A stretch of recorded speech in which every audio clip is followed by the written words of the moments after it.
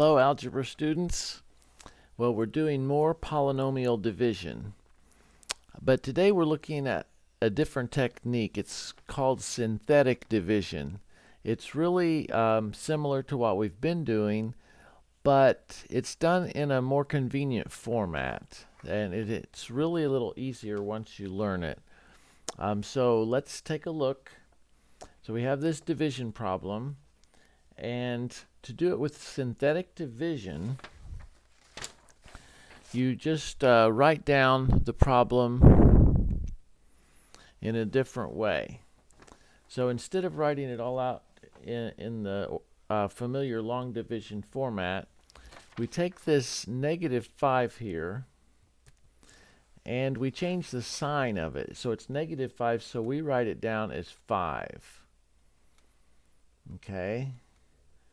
And then we write the coefficients of all of these terms, but we leave out the variable. Okay, so the coefficient of that b cubed is just 1, so we just write the 1. And then next we have 5, so we just write the 5, and so on. -47, -8. Okay, then we draw a line right here, and now we're ready to go to work. So the first thing we do is we bring the 1 down, and then we just take this 5, this up here, times that 1, and that's 5, and we write it here. Then we add, and that's 10. Okay, and then we take the 5 times the 10. That's 50. We put that here. Then we add. It's 3. And then we take this 5 times the 3. We get 15. And then we add.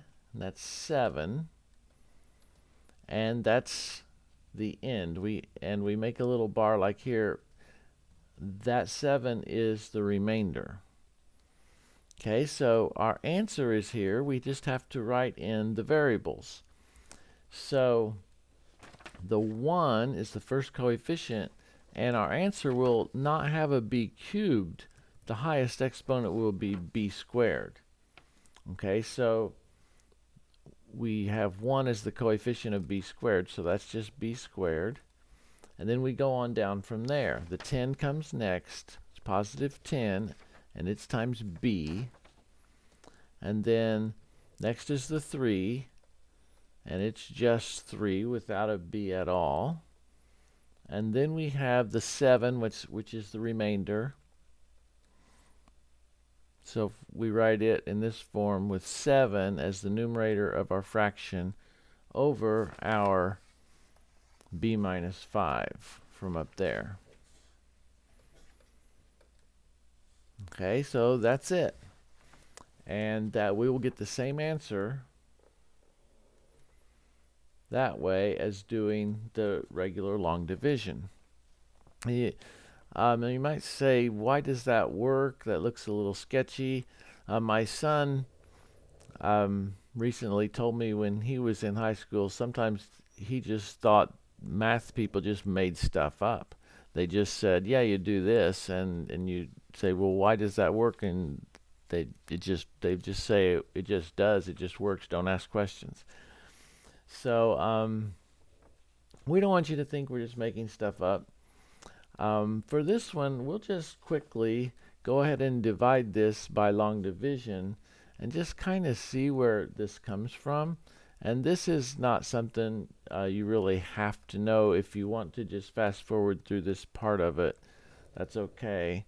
This won't take very long though. So if we're dividing this, the first thing we would do is take the b cubed divided by b, right? And that's b squared. And then we take b squared times, this whole thing, and we get our b cubed, and b squared times -5 is negative 5b squared, but we write the opposite. Okay, I'm going to do it that way, so we would actually write the opposite here as well. So the b squared times negative 5 is negative 5b squared. We write down the opposite, which is, oh, let's see, I made a mistake here. B times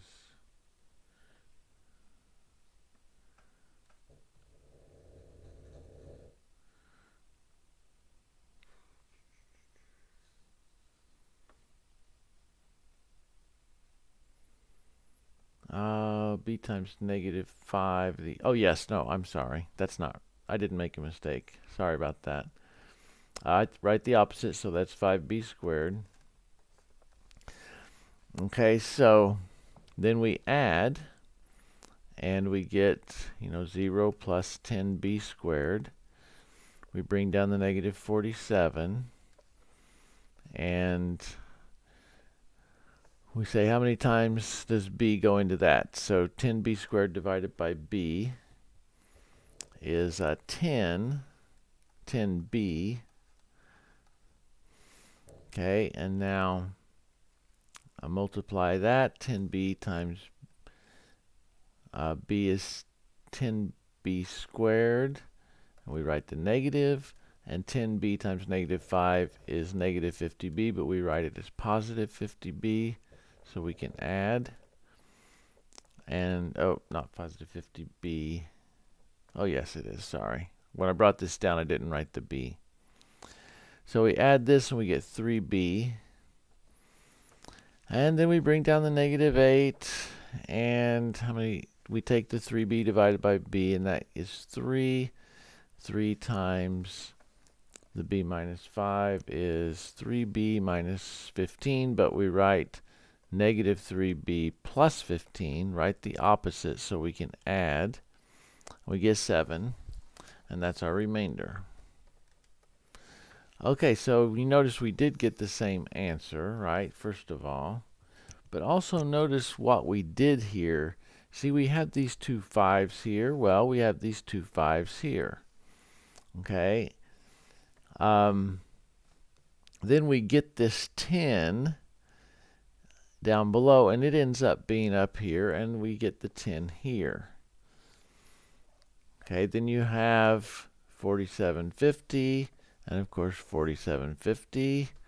Subtract, and you got the 3. Okay, and that ends up here. So you really are doing the same thing. We have this negative 8 and 15, and of course we have it there. And then we subtract and get the 7 for remainder. We got the 7 for remainder. So you're doing all the same things. You're just doing it in a more streamlined way without writing all the variables until the very end. Then you put them in. Okay, so let's get rid of all my ugly circles. And we won't do the long division for the rest of these. I just did it for that one to just show you what's going on with this technique. Okay, so let's look at the next one. We're going to divide, do this polynomial division, but we're going to do it using synthetic division. So we have here plus 6. So we change the sign of that to negative 6. Write it down like this. And then we write the coefficients, the 4, the 27, 9, and negative 54. Okay? They go right here.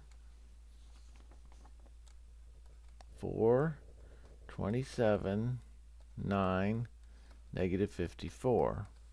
We put a line across here. It's a little small, a little close. And now we bring down the 4 first of all. And then we take negative 6 times that 4, that's negative 24. And add those, we get 3. Now we take the negative 6 right here times the 3. That gives us negative 18, which we write here. Add those, we get negative 9. Take negative 6 times negative 9, that's 54. And add those, and this time we get 0. So our remainder is 0 this time.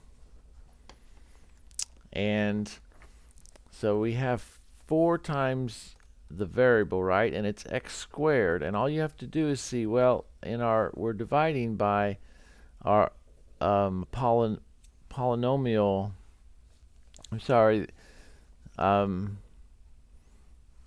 number that we're dividing by x plus 6, we're dividing this big, I should say, this big polynomial by x plus 6. The highest degree is 3. So in our answer, the highest degree is 2. Okay, our polynomial that's the answer is a degree 2. Just one less, that's all. So 4x squared, and then you just go down like we did, 3x minus 9. And there is no remainder this time, so that's it. Okay, so this is, once you get used to it, I think an easier way to do these division problems. Let's go ahead and look at the last two.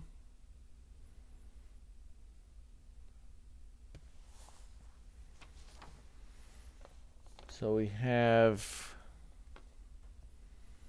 negative 10 this time, so we are going to use positive 10 here.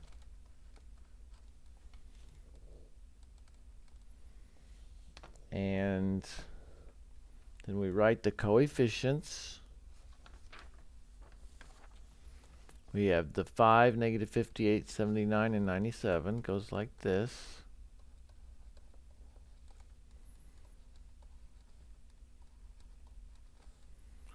We make our bar. We bring down the 5.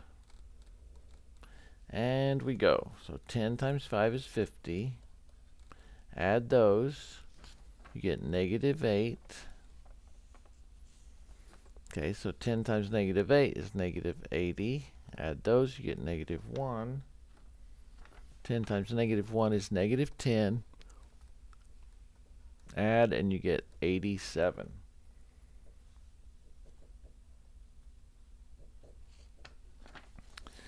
So, oh, I left out a number. Okay, now this one, I made a mistake writing down the problem, so we're going to have to back up. I apologize for that. Should have checked it more carefully.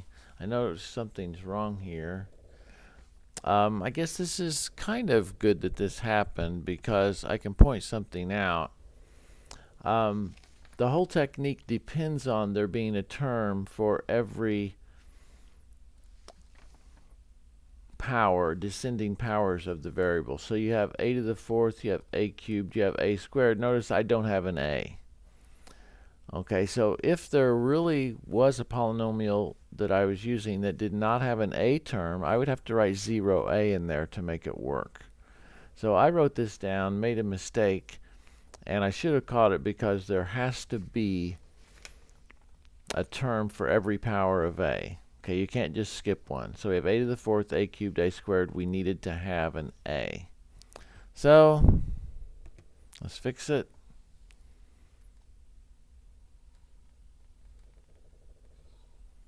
Okay, so the problem should have been this.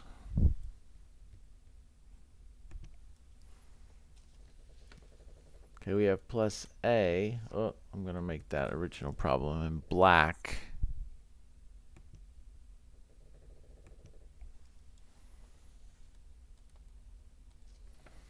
And then plus 97. Okay, and that's divided by a minus 10.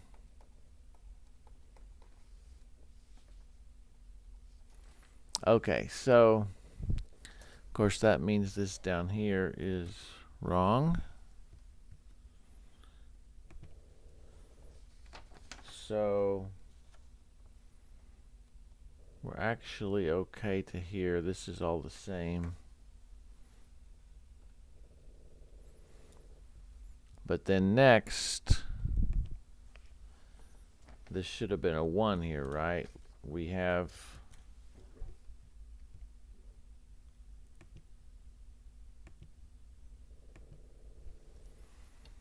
5, negative 58, 79, and then we have 1 because the coefficient there is 1, right?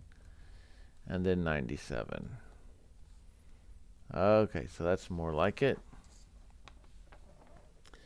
So we subtracted and got this negative 1, and now we take 10 times negative 1, get negative 10, add that and get negative 9. Now we take 10 times negative 9, that's negative 90. We add that and we get 7. And that is the remainder. Okay, so we had an a to the 4th here was our degree. So in our answer, the highest is a cubed. Okay, and so that 5 goes with the highest in our answer, which is a cubed. Okay, so then we have negative 8, which is the next one. That's a squared. Negative 1, a, and then just minus 9, and then remainder 7, so we write that as plus 7 over the a minus 10.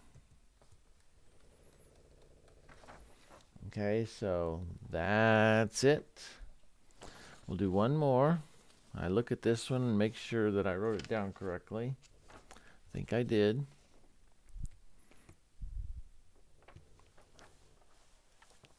Gonna have to squeeze this one in a little bit. We don't have a lot of room.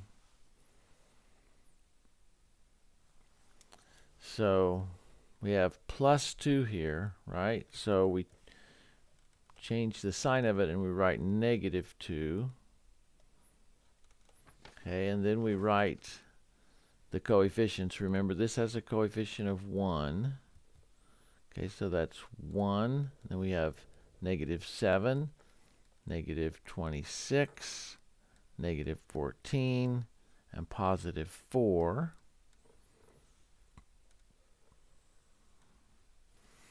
Okay, and we're ready to go. So we bring down the 1, and 1 times negative 2 is negative 2. Add those, we get negative 9. Okay, and then take negative 2 times negative 9 and get positive 18.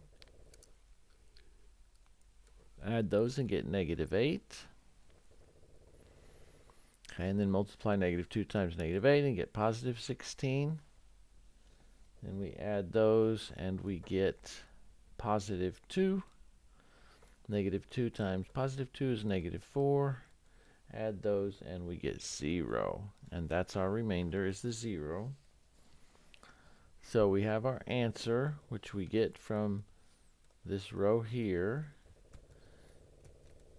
In our problem, it was x to the 4th there, so our highest exponent will be 3. So, and this is 1, so it's 1x cubed, or just x cubed. We have minus 9x squared, just go on down the line, minus 8x, and plus 2, and there is no remainder, so that is it.